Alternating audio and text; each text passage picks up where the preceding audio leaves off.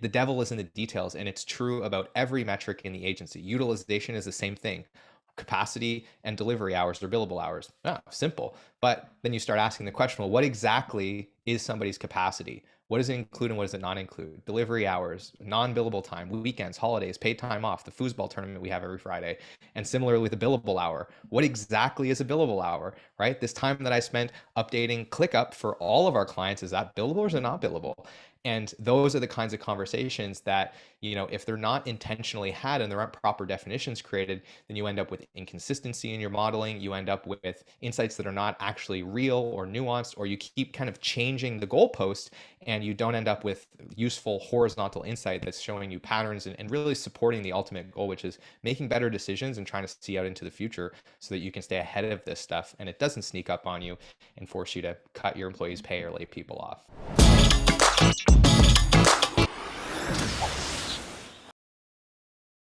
Hi, everyone, and welcome to another episode of the High Level Spotlight Sessions, where we showcase awesome marketers doing awesome marketing. Today, I am out of the office visiting my parents, so I'm in the boys' bunk room trying to find some peace and quiet to talk to today's guest, Marcel Petitpas, who's the co-founder and CEO of Parakeeto, a service firm that helps agencies measure and improve their profitability. Marcel, thanks so much for coming on. Thanks for having me, Chase. Great to be here. I'm excited to talk to you. You're a wealth of knowledge, and what you guys do is really interesting. But I don't know how you got into this. So how did you go from, did you have an agency of your own? Yeah, okay. I Tell did me that backstory. backstory. My first business ever, we were called Real Tours Media. The name is really cringy because we did real estate virtual tours. We thought we were so clever. And back at that time, the real estate market didn't look anything like it did today. Houses sat for 2-3 years. The average house price at the time where I lived was like 150 grand. And so we ran into this challenge of like, how much do we charge and how much does it cost us to pay people to do the work? And is there enough margin here to scale? We ran into those challenges really early. And I actually walked away from the business because the unit economics were not going to work such that I would be able to get out of actually doing the photography and the virtual tour building myself and still be profitable. And that's when I really kind of came in touch with this issue of, unless you're a really huge agency, it's not easy to get all the data together to measure these like really important basic questions about, do we make money on clients and projects? Do we have, enough staff, or when are we going to need to hire, and what happens if we do or don't close this deal? And all of the questions that you're asking yourself all the time as an agency owner, they're hard to figure out. So from there, I got interested in software because I'm a sucker for punishment. And through that, I got connected to Jared Ferguson, who really like had this insight that I resonated with of, hey, I run this software development agency. We spend hours every week in spreadsheets figuring this stuff out. There's got to be a better way to do this. And that is really what instigated us spending the last almost 5 years at Parakeeto just trying to solve this problem better than anyone else in the world.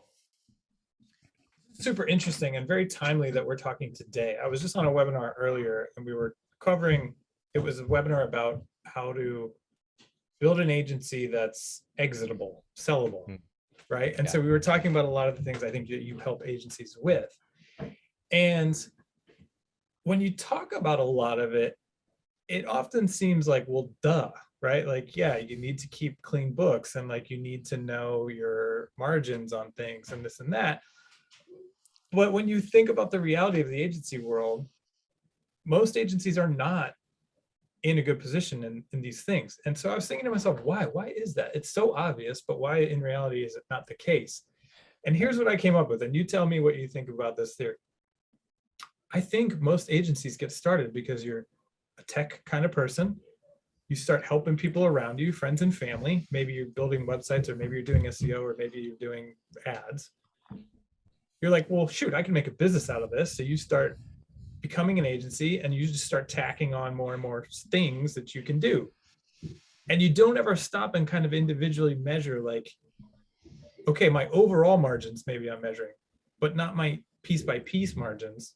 So for years, you'll do a service and hire people to continue doing it, not realizing you're not actually making a ton of money. How does that resonate? Yeah, I mean, that's exactly the story that we hear over and over and over again, is the story of the person that was really good at the thing and they start doing it on the side, and then eventually they quit their job, and then they kind of wake up a couple years later and go, oh shit, I have a business here and I actually don't know how to run a business, and now I need to figure that out because I might miss payroll, or not be able to pay my overhead, and these problems come up very hard and fast, and often these entrepreneurs are faced with a rude awakening of I have not been paying proper attention to this more analytical side of my business. And Chase, I think you're being, honestly, based on my experience, a little generous in even assuming that a lot of agencies, small or medium, even up to 20, 30 employees, are measuring their margins properly at the agency level, because I rarely see that being done properly at the agency level, even when they're working with an accountant.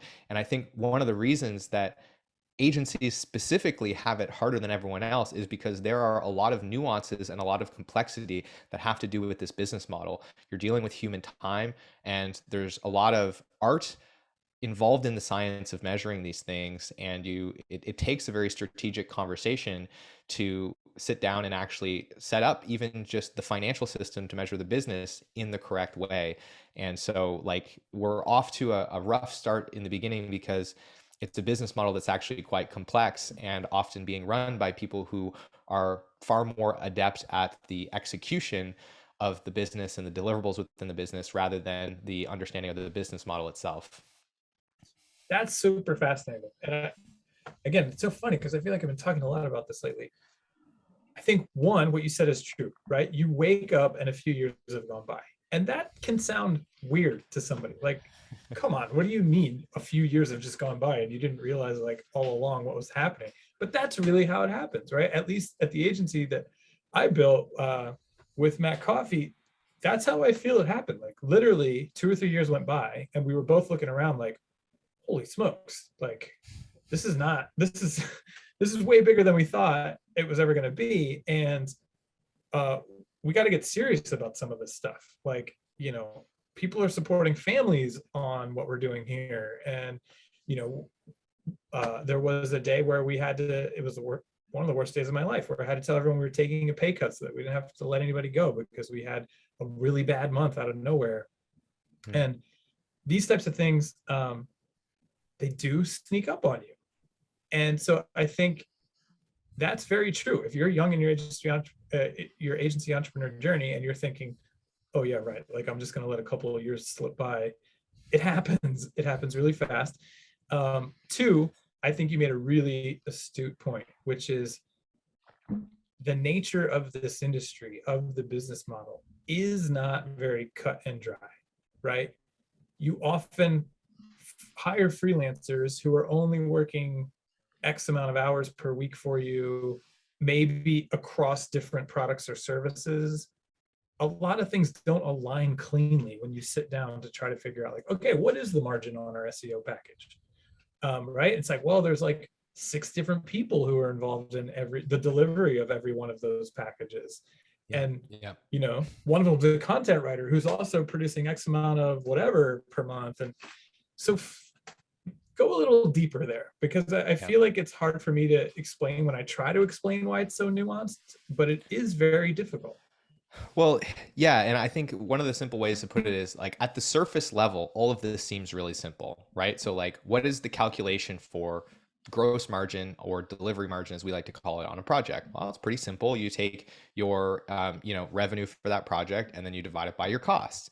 But where the whole conversation gets really, really tricky is, okay, well, what was our revenue on this project? How much of the money that the client's giving us is actually stuff that we need to earn and measure our margin against? So now you get into this whole very complex conversation about what are we considering to be pass-through revenue, right? What vendors that we send money to from that money that the client gives us, are we going to consider to be pass-through revenue? And we need to strip out so that we're not measuring our margins against revenue that wasn't ours to begin with. As an example, like easy stuff is like ad spend, print budgets, things like that, white label software. But then where it gets a little trickier is like white label vendors, freelancers or contractors that you bring in to take pieces of work off of your plate. And defining your rules around what you consider to be internal revenue versus pass-through revenue is a complex conversation of itself. So it's the Mhm. objects within the calculations that have a lot of nuance around them. And then similarly, what do we consider a cost on this, right? Where does that end? Do we include overhead? Do we not include overhead? This piece of software, is this something that we consider to be a cost in this project, or is it more of a generalized cost, right? How much of somebody's salary, what is their cost per hour? How do we calculate that? What went into this project versus what didn't? Like, that's where all the complexity is. And so I think this is the naivety that I had when I first started my agency. I was like, oh well, that's straightforward. It's gross margin, but the devil is in the details, and it's true about every metric in the agency. Utilization is the same thing. Capacity and delivery hours, or billable hours. Simple. But then you start asking the question, well, what exactly is somebody's capacity? What does it include and what does it not include? Delivery hours, non-billable time, weekends, holidays, paid time off, the foosball tournament we have every Friday. And similarly with a billable hour, what exactly is a billable hour, right? This time that I spent updating ClickUp for all of our clients, is that billable or is it not billable?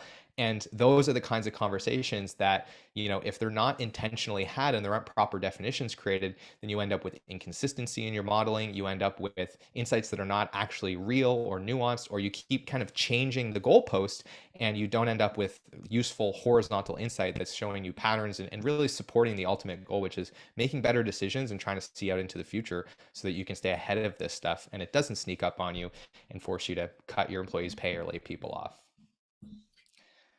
So you're you got good at this clearly, and then you decided you wanted to go through this painful process over and over again as a business, which kudos to you, because that seems insane to me.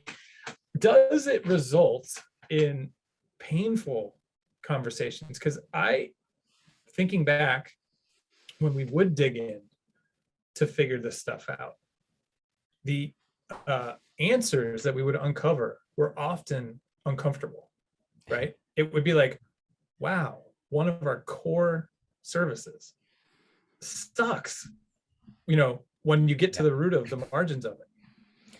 What are we going to do about this? It's like, okay, so what are we saying? We're going to lay off 5 people that, work full time on this, and we're going to go to 60 clients and tell them that we no longer do this thing? You know what I mean? Like, you can't just, it's not just as easy as Yeah. flicking a switch and being like, oh, this doesn't work out on paper anymore. Great, let's get rid of it. You know what I mean? Yeah. Yeah, I mean, certainly there are challenging conversations, and often there are very uncomfortable insights. One of the things that we hear pretty often when we are delivering audits, which is one of the things we do a lot of, we go in and we go through the agency with a fine tooth comb, and we air out, we pull all the skeletons out of the closet, and we show you, hey, you're losing money here, and you've lost a lot of it, and you'll keep losing a lot of it if you don't fix this. And often we hear like, yeah, I'm going to need a drink after this. But when you really kind of step back and think about it, it's like, well, the business isn't dead yet. So really what this is a massive amount of opportunity. For most people, we're talking hundreds of thousands, sometimes millions of dollars in profit that is right there for the taking. And all they need to do is pull a few levers. And those levers don't always have to be laying people off. Of course, like utilization is a simple one, right? Yeah, you could lay those people off, or you could find a way to get that capacity filled with higher quality revenue. Maybe you increase your price. Maybe there's a question of process where it's like, hey, we have this really inefficient way of doing something. And if we tried to automate that, or we outsourced part of that, we could bring our cost down and really improve the margin. So there's lots of different ways to solve the problem. And they don't always result in you having to jack up your prices, cut people's pay, lay people off.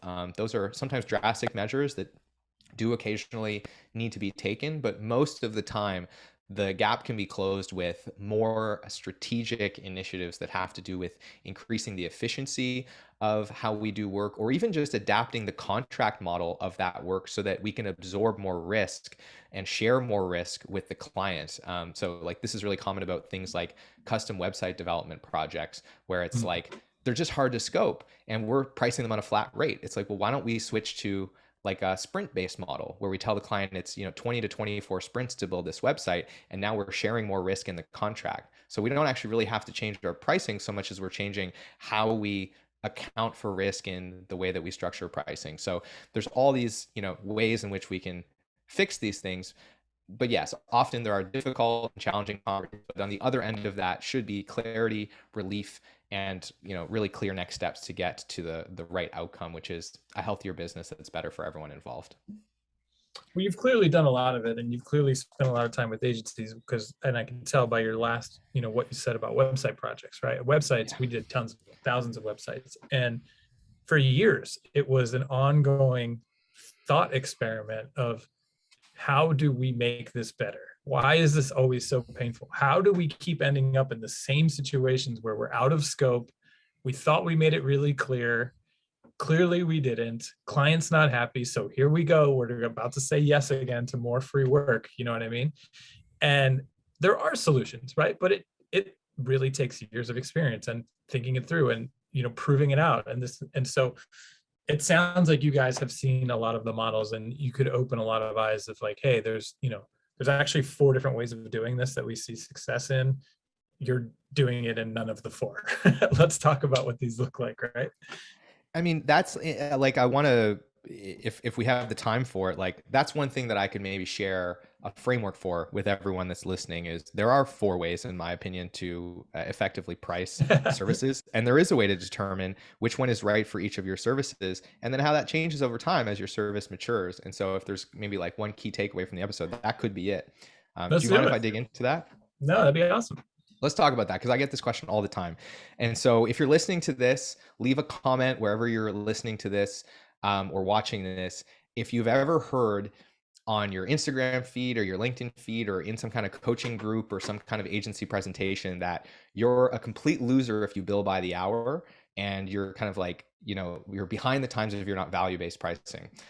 I don't know about you, but I hear stuff like that all the time. There's a lot of dogma, a lot of, I think overzealous presentation of like how antiquated hourly billing in and how advanced and amazing value-based pricing is. And I think that those are actually both still appropriate, but they're not appropriate for everyone all the time. And so we're going to talk about how to figure out where a service should be priced based on how we think about this. So I call this the agency pricing quadrant. And if you Google this, we should come up. If you put it into YouTube, we should come up as well with a more detailed video. But the way I think about this is every service offering, we want to think about 2 important components. What is the value of that service? And so we have high value up here on the vertical axis and then low value at the bottom. And when I talk about value, really what I mean is value to the client. And that is generally going to be driven by all kinds of things. But the 2 primary drivers, in my opinion, are number one, the scarcity of your service, right? So how many other options do they have relative to you? So the example I give for this often is, do you position yourself as a graphic design agency? If you do, then you're going to be on the low value end of this service inherently because you're competing against hundreds of thousands of people that do graphic design. Some of them are on Fiverr for next to nothing. I'm not saying their quality is the same as yours, but that's your positioning. You're putting yourself, you're just choosing to compete against hundreds of thousands of other options. So that lowers your value. However, if you said, I help B2B SaaS companies communicate visually complex data systems using graphic design, it's the same service. You're still doing graphic design, but your positioning has now put you in a much smaller category. And I would hire you because we need help with that. We do complex things with technology and it's hard to visually communicate that. So if you have an expertise there, you can niche in, you can increase your value. So that's the first thing is scarcity. And then the second one is generally relative value to the client. So the example I like to use here is if I'm doing conversion rate optimization on websites, if I increase the conversion of apple.com by 1%, that's worth hundreds of millions of dollars to apple.com. But if I do the same exact thing to my Aunt Shirley's Etsy website where she sells, handmade trinkets, that might be worth a couple $100s. It might take me the same amount of work to do that optimization and get that result, but the value is just not the same to those 2 clients. One is willing to pay far more for that outcome than the other. So you have to take that into account. So those are 2 primary drivers of value. And this is not value in terms of how you think about it. The only thing that matters is how your client thinks about value and how they see the value of you and your service. So that's component number 1. Component number 2 is risk. We have low risk work and we have high risk work. And risk is really simple. It's just how accurately can you predict the amount of time that it's going to take to get this thing done. So low risk work is like productized services. We do legal websites on Elementor from a template. We've done 1,000 of them. We can get within 10% of our estimate consistently. That's low risk work. High risk work is, the most extreme example. We're writing software for SpaceX to land rocket boosters on barges in the middle of the ocean on a new programming language that's not very well documented or supported. It is impossible to scope that, right? We don't even know if we can write this software, let alone all the challenges we're going to run into with this poorly supported tech stack. So that would be high risk work. So of course, these are all very extreme examples, but there's a spectrum, and you're going to basically take each of your service offerings and try to place them somewhere on this quadrant. And then what we can start to understand is what is typically the right pricing model for each of these quadrants. So if we're in the high risk, low value quadrant, does that mean that we're doomed and we'll never scale our agency and never be successful? No, this just means that we have to share a lot of risk with the client, and we generally have to try and appease their low value perception and become competitive on price. And generally we do that with an hourly billing model. And all that matters here is that we can spend less than 50% of every dollar that we bill to the client on labor. If we can do that, then we have the potential to still run a reasonably profitable and successful business. So the game here is keep your team highly utilized, spend less than 50% of your revenue on labor and less than 50% of every hour on labor, and try not to eat any free hours. That's the game. If we move over to the other side of the equation where we have low value, low risk work, this is when we typically work on flat fees because we have low risk and we can arbitrage that. So the way that looks is Chase goes, hey, Marcel, I need a new website. And I say, Chase, that's going to be $500 an hour, please. Chase, you're probably going to say, screw you, man. I don't want to pay you $500 for a website. But if instead I say, Chase, you know what? I'd love to build you a website. I'll get you a blazing fast, SEO optimized, prove it to convert website. I'll get it to you in 2 weeks and it'll only cost you $5,000. You might say, wow, that sounds like a really good deal. Where do I sign? I might still be making $500 an hour, but you don't care because I've given you a flat fee. I've taken the low value aspect. I've given you certainty, but I know what my risk profile is. And so I can arbitrage that to become efficient and drive my rate up. So that's low value, low risk. Then we get into high risk, high value. This is where we're talking enterprise, custom website development, things like that. This is where I like abstracted time and materials. And so this is how Media Monks prices. There's a pretty big agency, 200 plus employees here where I live, called Thinking Big. They do projects for the Canadian government.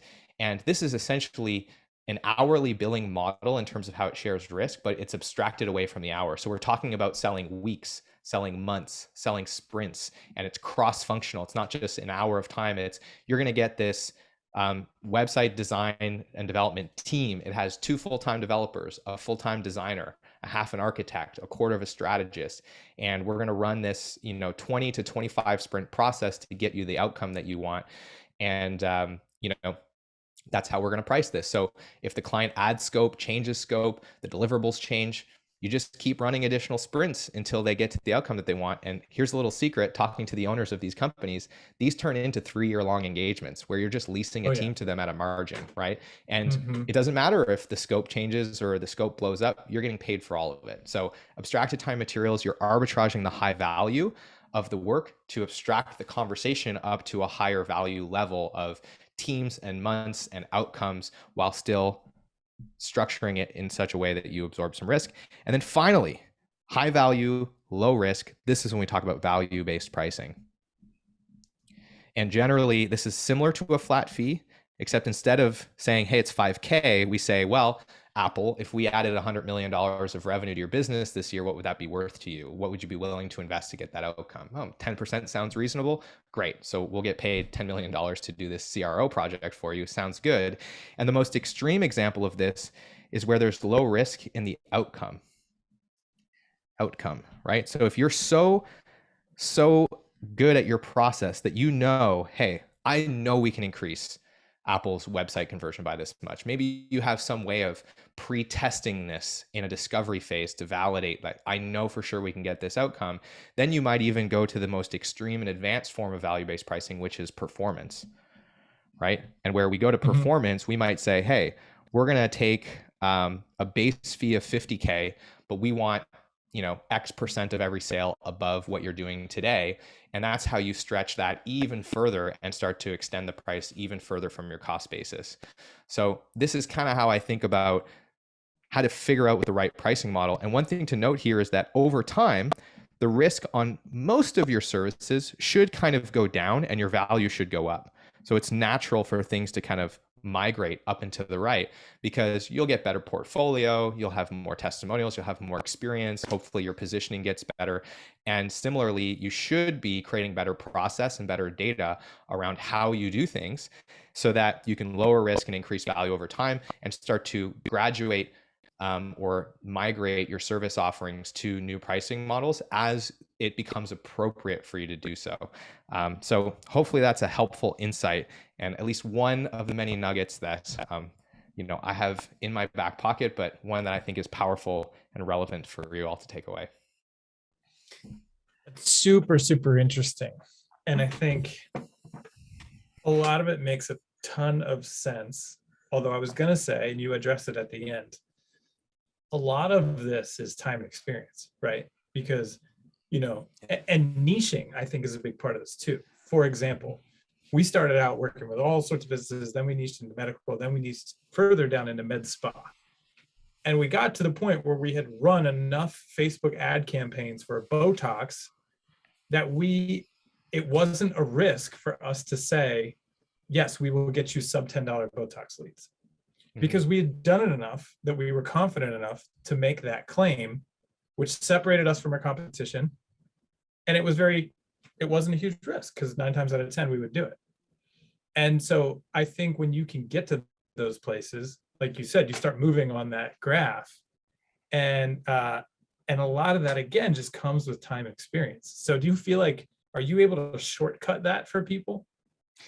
Often, yes, because so much of what we do after the audit, the second thing that we do is what we call a liftoff, where we're essentially in 4 to 6 weeks designing and implementing a system that measures kind of the most important things that agency needs to pay attention to. And a big part of that is structuring their data so that every single project that they do, there is a feedback loop that makes them better at estimating. And the reason that that's true is because we find these common objects that are true across all of their projects and that are able to create patterns. I think this is one of the things that, maybe if you're listening to this and you have tried tracking time or, project management, and you go to look at like, hey, I want to see my last 5 website projects, like how much time do we spend on design? But then when you go look at the data, it's like we have 300 different tasks that time is logged against. None of those are really grouped in a consistent way. The same thing is called a slightly different thing on every project. And it's really hard to see any kind of horizontal patterns. And that's just a result of kind of like not having a super deliberate data structure.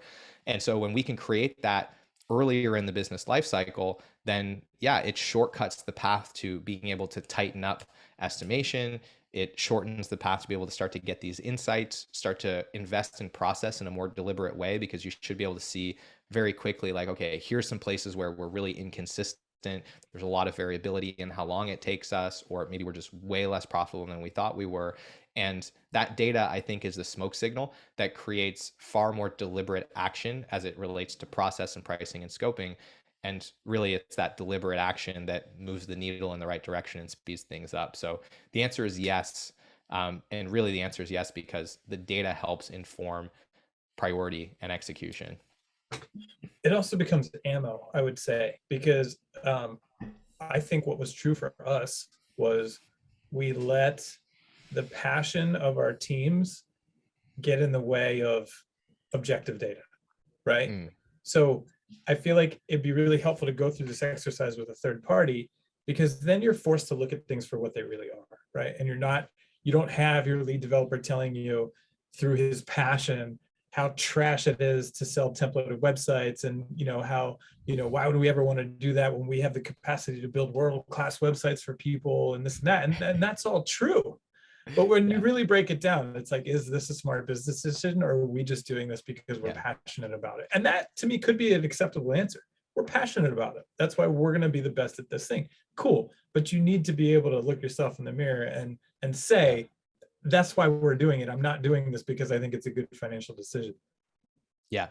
And to your point, like, I think one of the things that people get scared of when we start going down this path is, we start talking about time tracking and project management, and they're afraid of the cultural implications of that. And sorry, my camera is bugging out here. I think I'm back. There we are. They're scared of the cultural implications of that. Nobody likes tracking time. Like, I don't wake up in the morning and say, I just can't wait to go sit at my computer and track. And nobody likes being billed by time, right? Because every time it's like, no. what? It takes you this long to do that? Like, Right. And employees, if they're not involved in using that time to benefit themselves, then they're just going to come up with their own narrative that you're watching them, they have to be productive, whatever. And so, like, used in the wrong way, I think time tracking data can be really damaging. However, if we're using this data to go into, let's say, a project retrospective or postmortem or whatever you're calling it, and we can all agree on what happened, right? Because how many times have you gone into a post-mortem and you spend the whole thing trying to agree on what happened instead of just talking about how to learn from it, right? Mhm. Because there's no data. And so everybody kind of has their own story about how the project went.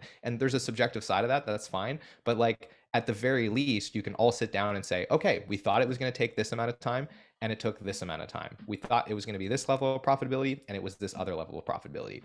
Let's try to figure out what was different about our expectations. Did we scope it wrong? Did we miss something in discovery? Should we have priced it differently? Was there a mess up that we did in execution? Is there something about our process that needs to change? Like, we can get curious and all get on the same side of the table to solve things. And now the team can start to see, oh, okay, this is how my time tracking data is being used. It's being used to make us more accurate at estimation, which means, guess what? If we are scoping things better, I don't have to stay late on Fridays because there's a deadline that, we figure out there's 40 extra hours worth of work that has to get done. I don't lose my evenings and weekends. I don't get laid off every time we lose a client or we miss an RFP because our profit margins are razor thin. I don't, like, basically get paid a third of what I should be getting paid if I worked on the brand side, because again, like, we're not pricing things and we're not hitting our margins. There's all these benefits that the team can start to kind of get in touch with because they're involved in the process of using this data to actually be productive and make things more predictable. And that's really the perfect world that all of this is being applied in. And it should benefit everybody if it's done well. That's a really interesting point.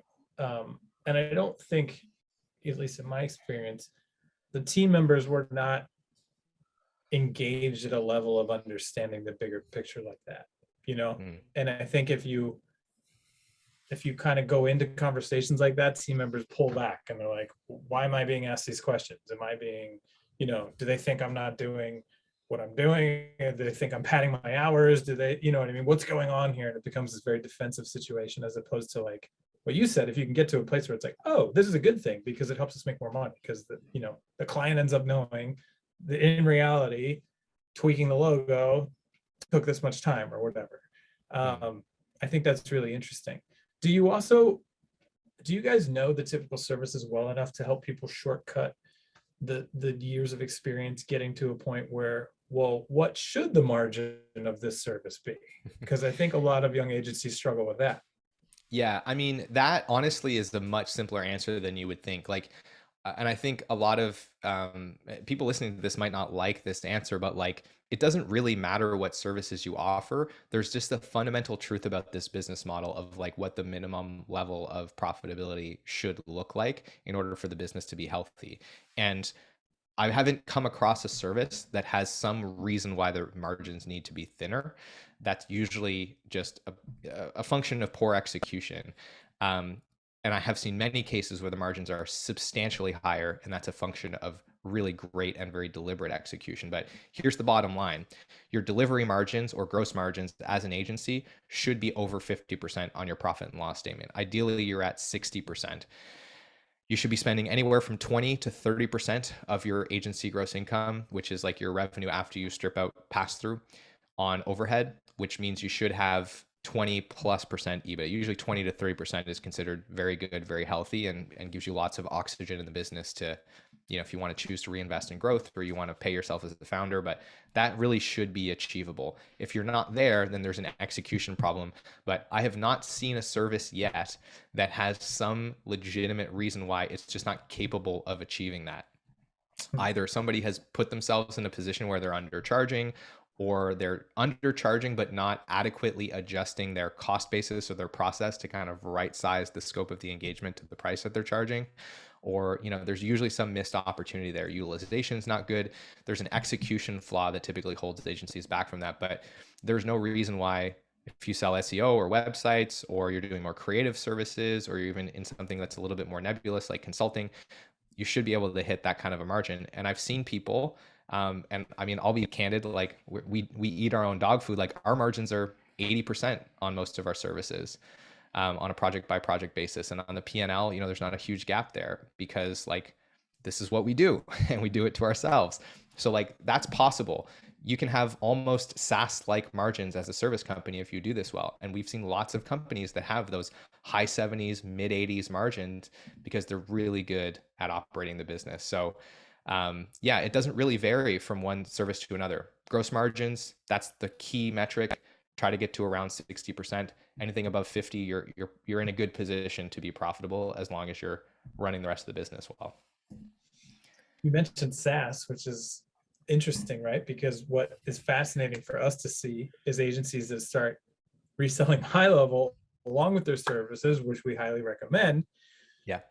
It can be deceiving, right? Because then all of a sudden your agency overall looks like it's getting healthier and healthier, but it's Yeah. really, you've added a really low churn SaaS service alongside your higher churn services. And if you're not breaking out the two, one is masking the other, which I think is probably a problem you see all the time. One service is covering up for the inefficiencies of another. Totally. Or, there's some like white label service that's being marked up a lot that's kind of lifting and yeah, kind of cleansing the sins of another part of the business, so to speak. So yeah, that's totally an issue. And this all again comes back to just like deliberate design of the accounting system, deliberate design of how things are measured outside of the accounting system so that these insights are available and we can, we can see the truth in the areas that are critical to the business. Have you worked with many agencies that are reselling high level at this point? We have come across a few that are reselling high level and, white labeling other types of software.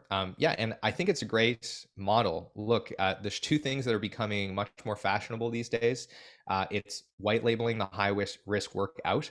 Some of the most profitable agencies that we've ever audited are taking the strategy and the client management and literally all of the doing of the work they're pushing to white label vendors, and they're super profitable and they can scale much faster. Like there's a lot of reasons why that's a really great model.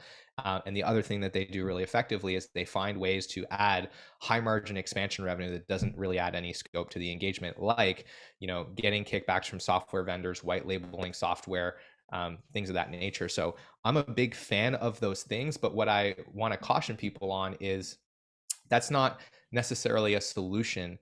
It shouldn't be seen as a solution to a profitability problem, right? It's that's a painkiller, but it's not the physio. The physio is let's fundamentally figure out how to make this service profitable. Let's make sure that the process by which we do this is sound, the results are good, and then technology and outsourcing risk should be seen as ways to optimize something that is fundamentally sound. So that is the cautionary tale that I would tell is don't jump to these things as like a lifeboat because like that's not going to solve the underlying issue necessarily. Well, I would push back on that slightly in that only if you are married to the service do you have to actually get to the root problem, right? Because what the reason I ask is what's fascinating to me is more and more we see agencies who are resistant to the SaaS mode model that we offer come back 9 months later and say, we cut like 90% of our services and just focus on reselling the software. And then we outsource. If people still want a bespoke website, right, we partnered with 3 other people who do it better than we could ever, have dreamed of doing it. And now they run a really healthy agency that's a hybrid of the two. Yeah. And that I think is really interesting because I think some people are so emotionally attached to products or services that they can't give them up. Whereas smart agency owners, they just don't have the data. And once they have it, they're happy to cut things that don't make sense. Yes. And this is where I think we actually are aligned. But the critical language that I forgot to insert there was the problem is not necessarily with the service offering. I think that's where everybody gets zoned in, right? Is like the mechanics of how we do it and who does it and the process and what software we use and whatnot. But often the problem lies in like, we're not solving the client's problem. And I think it's when we let go of everything else and say, well, how can we solve the client's problem better? The answer might be that, like, guess what? High level can do a way better job than the humans in our company can. And the margins are twice as good. There are a lot of opportunities often that are right in front of people's faces. But the focus is not on, where are we failing to effectively solve the problem that we've set out to solve for the client? And if that's not happening, then automating things and software and white label partners, those are not going to solve the issue. But if you do have clarity on what that problem is and what the right mechanisms to get that solved are, the right process or the right framework, then these things can be extremely additive. So I think we do agree with each other, but I wasn't specific enough about what that problem really is. So yeah, I agree. For sure. I think at the end of the day, more data is always, going to be a beneficial thing for an agency owner to have at their disposal. That exercise that you did, I mean, Marcel, I could geek out on this stuff all day. That exercise that you did, I know that you have like a free toolkit that you give away. Is Yes. that kind of what's in there, that kind of stuff that people can kind of go and look at and start to run sort of their own analysis? Yes. So parakeeto.com/toolkit is basically everything you need to start measuring the basics in your agency. There's training videos, spreadsheet templates, worksheets, all kinds of stuff that's contained in there. Stuff like what I just showed you, helpful frameworks and models. And really what this is focused on is kind of getting those first couple of core feedback loops in, the 20% of measurement that's going to get you 80% of the insight that you need. And this is really designed for those folks that maybe aren't at a level where they could engage with us and work with us on a consulting basis. This is there to kind of help them get off the ground, get to, $500,000, $1 million in revenue, and then kind of go to the next level after that. So if you're interested, go check that out, download it. And if you have questions or you want to nerd out, make sure you come follow me on LinkedIn or Facebook. And also check out our podcast, the Agency Profit Podcast, if you want to consume more content about this nerdy stuff. That's awesome. Marcel, thanks so much for coming on and share this with us. Chase, thanks for having me, man. It was great to be here. Thanks for watching, guys. We will see you in the next one.